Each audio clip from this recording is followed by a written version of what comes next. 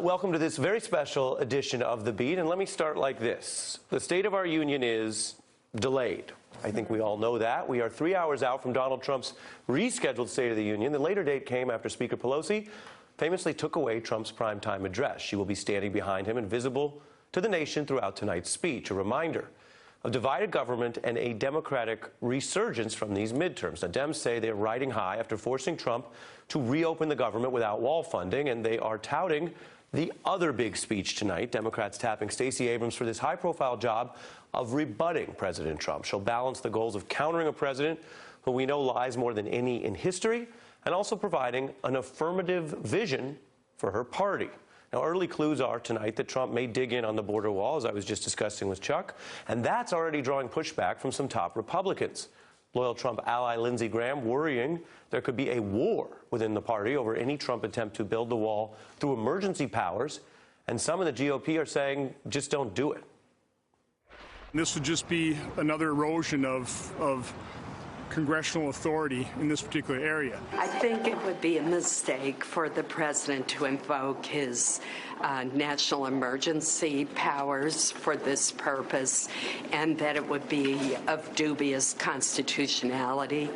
This speech comes one day after aides suspect that one of Donald Trump's own White House staff leaked secret schedules revealing that Trump does not do much traditional work. 60% of his calendar in these newly leaked schedules devoted to executive time, which is a bit of a PR problem for the president. Tonight, Trump also addresses a nation that we can see is skeptical of him. Approval at a pretty low 43% and lower on other personal characteristics.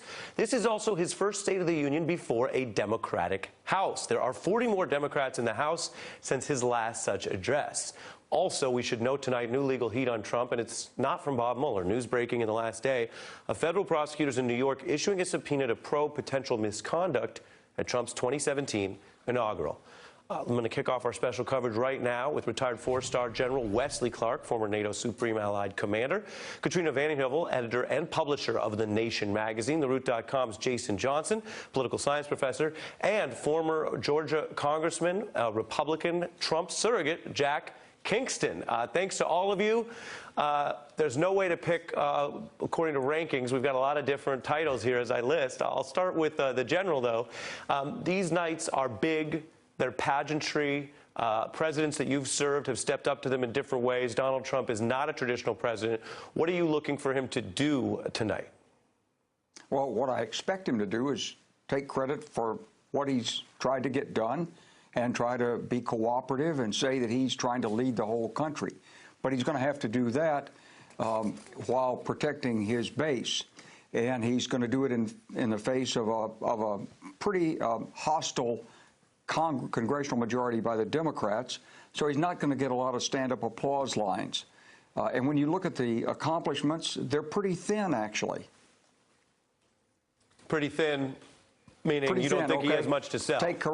Well, let's take Korea, for example. So he's had a summit, but actually the evidence shows that Kim Jong-un is still building his program. Take Syria.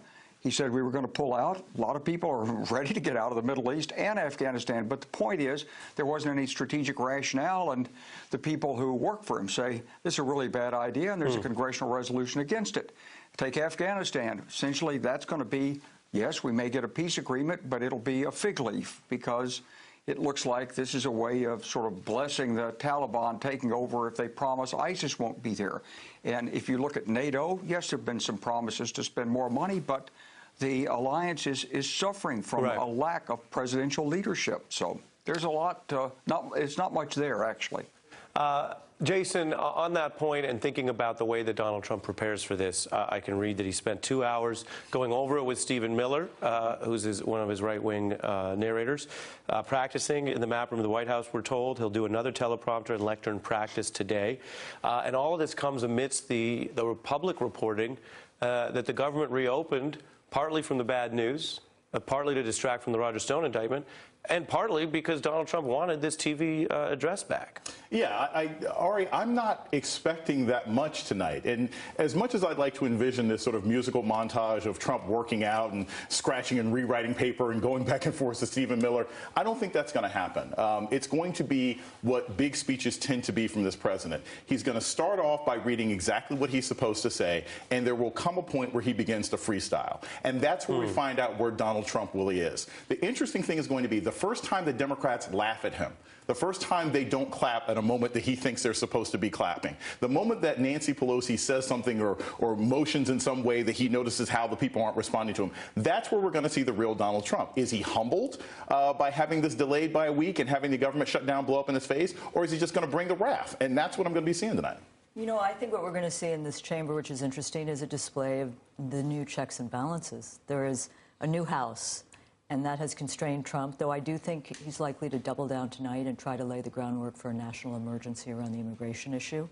I just received email from talking points from the Democratic staff of the House Judiciary Committee. Not only are the Republicans teed up, the Democrats are teed up to take that on. But I think we've seen, I take issue a little with General Clark.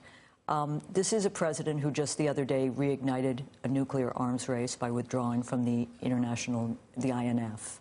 On the other hand, I think there is a hunger in this country, not for the crudeness of Donald Trump's approach, but among many Americans for a foreign policy of restraint and realism and an end to the endless wars of Afghanistan and Syria. And I think it's important to see in the body politic of the House and the Senate that Democrats have begun to stand up. Chris Murphy, Bernie Sanders, Representative Ro Khanna, to say enough, and Congress will take back matters of war through the War Powers Act. So I think that's important, and I have to say, the last thing I'd say is that Donald Trump, as crude and vulgar as he is not wrong. He's doing it the wrong way, but there is a skepticism that should be applied to the intelligence and military community often. And I think the valorization of those communities by a progressive left is against the fundamental first principles. So that's interesting to hear you say that as you take seriously what it means to think about tonight as a chance to look at the record. I mean, are you saying as a very well-known progressive leader that part of what Trump is doing, both in his attitude on intel and the way that he's withdrawing from some of these fields of battle, there are good takeaways there even if he's not doing it the right way? I think that there's often a reflexive anti-principle because Trump is so odious and is such a crude, incoherent person who's gathered around him these neocons. But on the other hand, there is a first principle. It is time to withdraw from these endless wars, which have maimed and killed thousands of Americans and looted our treasury. And as a progressive, and I'll stop, we need that funding to rebuild our country, something I hope Stacey Abrams will speak to in her reply. It's fascinating to hear you say it. I want to get Clark in. Can I come? General Clark was name-checked, but I may have some disagreement. This is what I got to do. Oh, look, everyone's excited. Hold on a second. This is what I'm going to do. General Clark was name-checked, and he gets rebuttal, but I have not even yet got in the congressman. So, Congressman Kingston, I wonder what you think, hearing things that I'm sure you disagree with in Katrina describing the president with some of those words, and yet it sounds like you and Katrina may overlap with regard to aspects of the foreign policy results here. Well, absolutely. I think Congress, if you look at it, has been remiss in not reauthorizing and not debating the War Powers Act and the use of force abroad. I mean, and everybody, Democrat and Republican, will admit that Congress has taken a pass, and they're relying on, I'd say, a legalistic approach to the existing use of force. So I think there's a legitimate debate in there. I do want to point out, when the president talked about pulling out of Syria, the only thing you heard from the Democrats is they didn't like the process. Well, good gosh, you know, sorry about that. They're not going to like anything Donald Trump does. But what about the result? Where was the Democrat leadership saying, you know what, it is time. We've been in Afghanistan for 17 years. Let's reassess that policy. So are you saying, you're saying elected Democrats didn't give the president credit, but you've just heard a progressive voice here give some credit? You know, and I think it's a step in the right direction. And I want to say this, too, Ari. The president's going to talk about the incredible economy which we are enjoying. He's going to talk about the low unemployment numbers for Hispanics and African America. He's going to talk about the wage rates going up. In the context of how they've been extended from the Obama years, or he'll not that part? Well, now Ari, I got a degree in economics here, and I got to say that the Obama recovery was very slow, very anemic. When Trump came in there and cut taxes and deregulated, the business community suddenly changed their whole attitude on investment. You had me right up to there. Right. Now I feel like you have a degree in economic partisan talking points. But I want to highlight into our home turf. I want to highlight, I think, the very intellectually honest exchange that you and Katrina are having, which is interesting on foreign policy. As promised, General Clark, your view. So, Katrina, I just want to remind you and all my friends who are watching that I ran for president in 2003 because I was against the war in Vietnam. Iraq, excuse me. Yes, I did. Sorry. And I was against the war in Iraq. And so when you look at this and you think about what I'm saying, please don't confuse the title of general, retired, with someone who is always pushing for more military adventures. I'm not.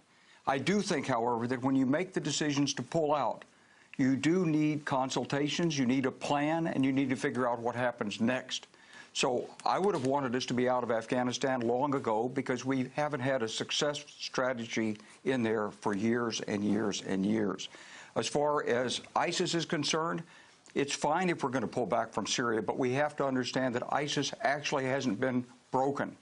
So it's the responsibility of the intelligence community and those in uniform to remind the president of what the obligations are. He makes the decisions.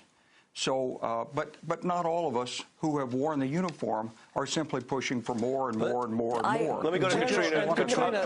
Everyone's so excited. It's a State of the Union. Katrina first. General Clark, I wasn't speaking specifically of you. However, it is the case that we hear quite often from generals, from intelligence community officials on television around matters of war and not enough about peace. And I think that's of real concern because too many have an investment in continuing the conflict. I mean, I think of Bill Arkin, who is a consultant to this network, who resigned the other day because he felt that there were too many military officials and intelligence officials who did have this vested stake in promoting conflict. So we need to hear from more diversity. And I think Ari Melber's show does bring on more diverse voices, and I think that's important. But I also think that's good, but the reason I came back to you is because you mentioned me by name, Katrina, and so I don't have a stake. Katrina, so let me elevate. All right, we've got. I love passion. That's why we've got. You know, this is not at a panel where everyone's agreeing. What I want to do is go forward.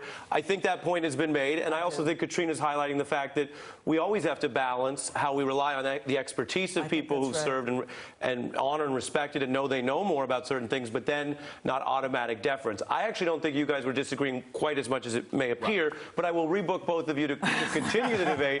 I got to ask the congressman who's a Trump supporter about something that I hope you'll come honestly on, which it doesn't look good for the president, which may be why they kept it secret, which was these schedules that reveal, Congressman, that he was spending, according to Axios leaks, 60% of his time in executive time, which involves no other humans in the room, watching television, according to White House aides, tweeting, which we know from the public record. I want to, for your response, get AOC up on the screen. She posted about this after our report, among others, last night, and she said, look, quote, Netflix and chill is not a management style, basically accusing the president of watching TV or Netflix and not working. And since our viewers care about all sides and you're a Trump surrogate, what is your response to this? And wait, let me finish the question. I know it's a long one. I'm a lawyer.